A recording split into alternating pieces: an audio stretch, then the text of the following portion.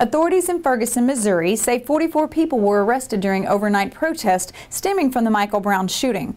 Police say the protests were much more peaceful than they were on Monday night. Don't shoot! Don't shoot! Ferguson, Missouri was able to avoid a second night of chaos during protests stemming from the Michael Brown police shooting. A total of 2,200 National Guard troops watched over businesses and neighborhoods to prevent arson and looting.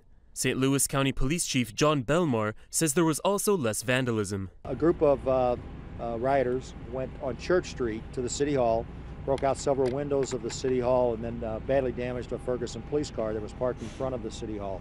That happens also to be the only place that we deployed tear gas this evening. 44 people were arrested overnight, mostly for failure to disperse.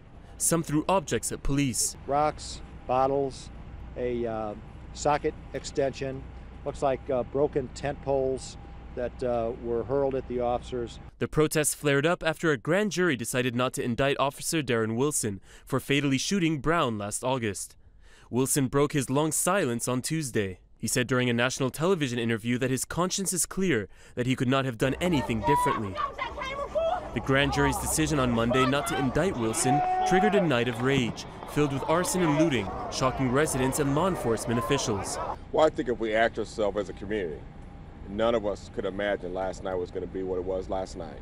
Protests were held nationwide on Tuesday, with demonstrators calling for Wilson to face charges. Thousands marched in New York, chanting "No justice, no peace." Demonstrators in Oakland, California briefly shut down 2 major freeways and vandalized police cars. Salim As-Said, The Associated Press.